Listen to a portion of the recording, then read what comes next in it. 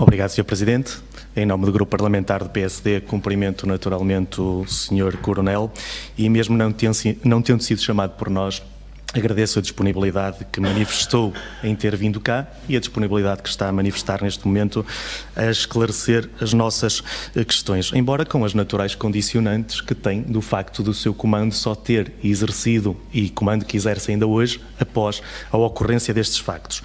Em todas as audições que temos realizado no âmbito desta comissão, o Grupo Parlamentar do PSD faz por deixar bem claro os objetivos que tem para esta comissão, porque entendemos que a imagem das nossas Forças Armadas foram demasiadamente lesadas, não só internamente aos olhos dos portugueses, mas também externamente aos olhos dos nossos parceiros. E isto tudo fruto, na nossa opinião, da inabilidade política do atual governo em lidar com esta situação. Por isso o nosso objetivo é o de recuperar e ajudarmos a recuperar o prestígio das nossas Forças Armadas, mas sempre atentos no seguimento das respostas que nos vão sendo dadas aqui pelos militares que vamos ouvindo, há algumas falhas procedimentais sistémicas com o objetivo de as corrigir e melhorar para evitar que episódios como este surjam.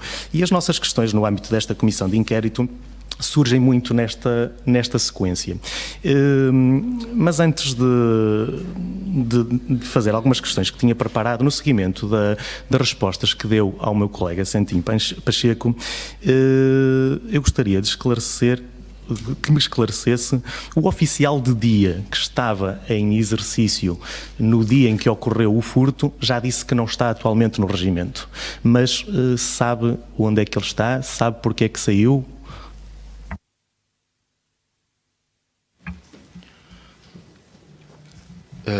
Sei onde está, foi colocado noutra unidade, é procedimento normal, até quando um militar é punido numa determinada unidade, é posteriormente transferido para outra unidade, é procedimento que normalmente acontece, mas não sei exatamente em que período é que foi transferido para a unidade, porque não estava, não lhe sei precisar isso.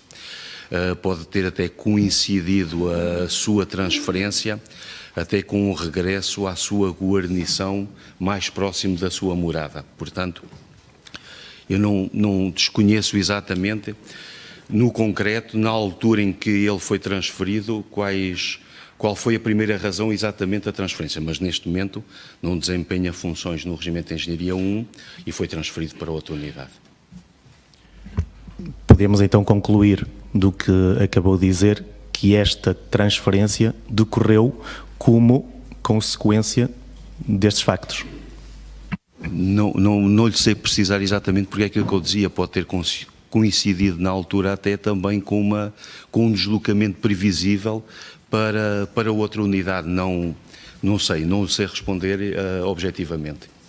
Eu só coloquei essa questão, não quis pôr na sua boca palavras que não disse, mas porque disse que era procedimento normal quando há uma punição no âmbito disciplinar militar que isto ocorresse. Foi só por isso que eu lhe coloquei essa questão, para saber se realmente poderá ou terá sido este facto que decisivamente contribuiu para esta transferência. Não sei mesmo se foi exatamente esse que determinou a sua transferência, se coincidiu ou se foi outro exatamente que determinou a sua transferência, não lhe sei responder. E sabe qual é a patente atual, se foi eventualmente promovido? Não foi promovido ainda, ainda não tem condições para a sua promoção, não foi promovido ainda. Depois colocou-se, todos sabemos que, e já falamos aqui um bocadinho disto, que estes factos de certeza que abalaram muito os militares que compõem este regimento. E eu pergunto-lhe qual é o sentimento dos restantes militares face à atuação dos militares que estavam em exercício de funções no dia em que ocorreram estes factos. qual foi, quando os encontrou, qual era o estado psicológico, o estado de espírito deles face a esta situação? Se ainda hoje, e à data em que tomou posse, sentiu alguma espécie de autocrítica interna? Eu já chego passado bastante tempo, ou algum tempo, dos acontecimentos.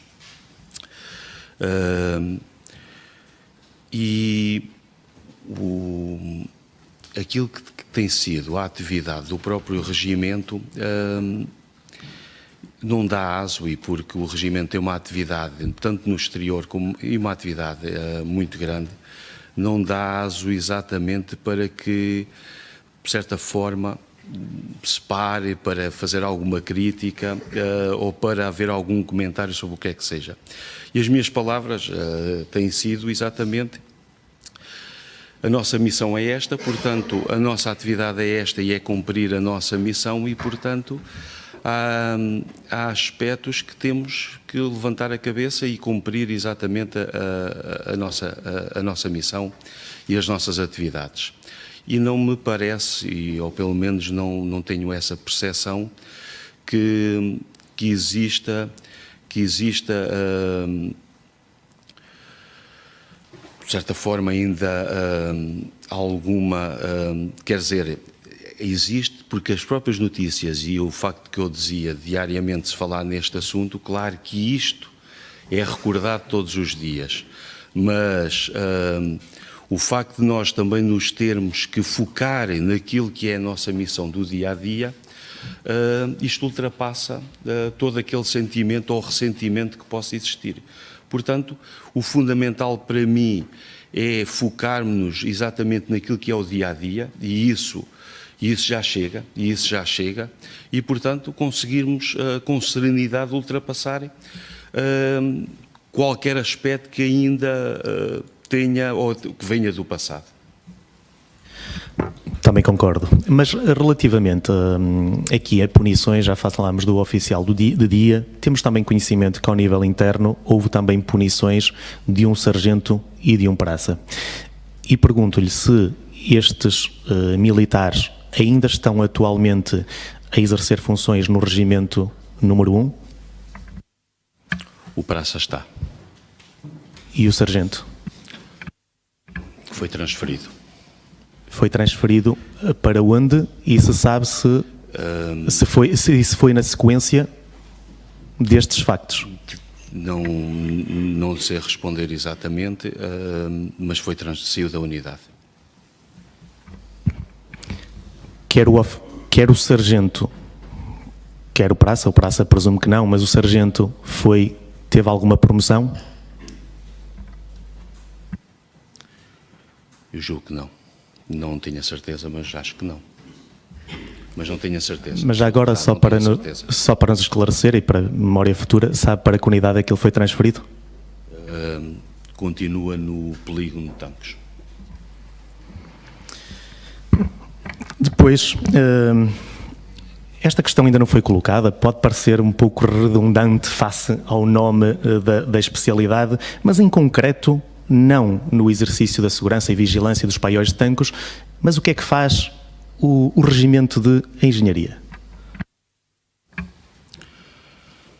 O regimento de engenharia é uma unidade de engenharia militar e no sistema de forças nacional, dos 10 encargos operacionais do sistema de forças ligados à engenharia militar, 7 encargos operacionais estão no regimento de engenharia número 1. E o regimento de engenharia número 1 tem atividades operacionais em áreas que são únicas, de certa forma, no Exército, e algumas delas únicas até no apoio do Exército no país, que são as áreas ligadas à própria defesa nuclear, biológica e química, as áreas ligadas às pontes, e depois as áreas ligadas, e depois essas aí já ligadas a outras unidades de engenharia, ligadas ao próprio emprego da engenharia com meios pesados. Mas há aqui áreas únicas. E outra área também única é ligada à inativação de engenhos explosivos, que é onde existem os únicos elementos com apoio em todo o território nacional. Portanto, o regimento tem uma atividade operacional muito grande e, inclusivamente, no âmbito do apoio militar de emergência, no âmbito do apoio civil, o regimento tem uma prontidão anual. Portanto, o regimento todos os dias tem elementos em prontidão para apoiar naquilo que for necessário. Sr. Coronel, pode-se dizer que é um regimento mais técnico, mais especializado? É um regimento especializado. E a minha questão é esta, é que se, e espero que não ser mal interpretado com esta questão, mas parece que para estes militares que farão parte deste regimento, com essa especialidade e com essas funções mais concretas e mais técnicas que nos referiu, e eu pergunto até que ponto exercer tarefas de vigilância e segurança de paióis não poderá ser um pouco redundante e até sentirem que têm excesso de competências e qualificações para essas tarefas, e até que ponto é que isso pode levar a uma espécie de um descontentamento, um desânimo e até um natural negligenciar dessas tarefas? Não confirmo as palavras do Sr. Deputado, portanto há aspectos, ao mesmo tempo que há uma especialização nas tarefas militares, a segurança também faz parte dessas tarefas, portanto não me parece que seja uma coisa que tenha que ser menosprezada. Ela tem que fazer parte exatamente das tarefas, como fazem as outras, esta também tem que fazer parte das suas tarefas. Portanto, não tem que haver um entendimento que o indivíduo, por ser um especialista em determinada área, não tenha que ter preocupações de segurança, porque elas são inerentes à própria função militar. Sem dúvida que todos damos como adquirido que o militar do Regimento de Engenharia está capacitado para este serviço. A minha questão é se entenderem como um serviço menor, se até que ponto é que poderiam negligenciar esta questão. Mas, há bocado, ao Sr. Deputado Santinho Pancheco, foi-lhe colocada a questão de comandantes de unidades que nunca visitaram os paióis. E eu pergunto-lhe se o Sr. Comandante, no seu caso, já fez uma visita aos paióis nacionais de Tancos. Já, Sr. Deputado. Parece-me que naturalmente seria a resposta.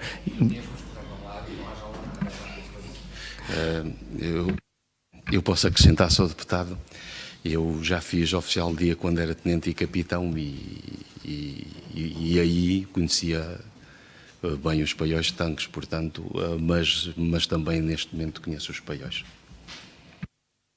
No sentido de perceber até que ponto este modelo de segurança que foi adotado, de divisão da vigilância por 4 unidades, não acha que quase que se pode chegar a uma conclusão de que estes paióis e a segurança destes paióis era de 4 unidades, mas ao fim e ao cabo parece que não era de ninguém? Será que este modelo não levava quase a um sentido de desresponsabilidade de cada uma das 4 unidades?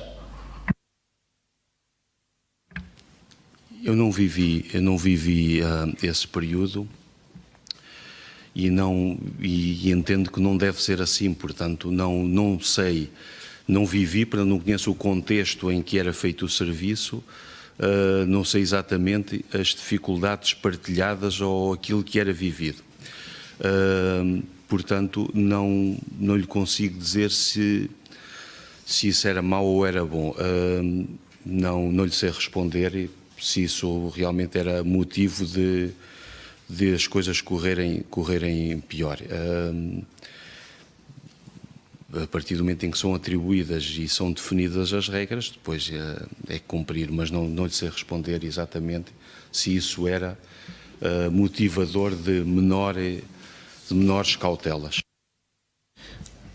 São de facto questões anteriores ao seu comando, mas então puxando agora para a data do seu comando, já presumimos das respostas que foi dando que neste momento já não são guardadas armas nestes paióis, mas queria-lhe mesmo assim perguntar quais são as atuais condições físicas dos paióis e de toda a zona envolvente, nomeadamente ao nível de redes, mato. Aliás, os deputados já fizeram uma visita, verificaram que agora o mato está de facto bem cortado, mas queria saber, à data da sua tomada de posse, que condições eram essas ao nível físico?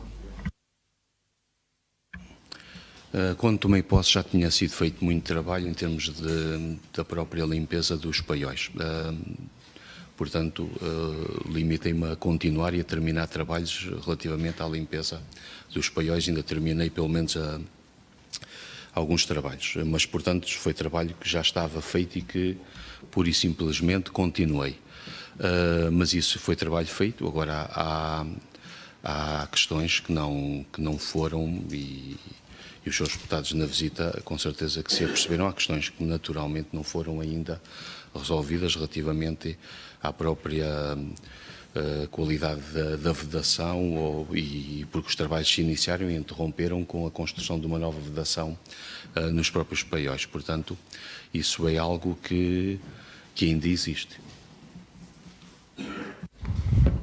Apesar dessas melhorias que sucederam no pós-furto, penso que se pode concluir que os paióis não têm as condições mínimas de segurança para as armas. E pergunto se conhece Santa Margarida e se realmente as condições de segurança são realmente muito melhores, ou como é que as classifica comparativamente com as de Tancos, uma vez que as armas foram transferidas de Tancos para Santa Margarida? As condições em Santa Margarida são melhores e estão também ainda a sofrer outras beneficiações com vista a melhorar ainda mais, e isso é evidente. As condições neste momento são melhores em Santa Margarida. Mas foi algo que até foi referido, julgo aos seus deputados. Uma parte foi transferida, uma parte do que estava em Tancos foi transferida para Santa Margarida. Pronto, não foi exatamente tudo transferido para Santa Margarida, foi uma parte do que estava em Tancos foi transferida para Santa Margarida. Outra parte foi transferida para outros paióis nacionais, mas comparando naturalmente que aquilo que existe em Santa Margarida é melhor do que aquilo que existia em Tancos. Então, neste momento, não se guarda nada em Tancos, certo? E é por isso que a redução do efetivo foi para 1 sargento e 2 praças? Certo, Sr. Deputado. Não está nada em Tancos. Não. Obrigado, Sr. Presidente.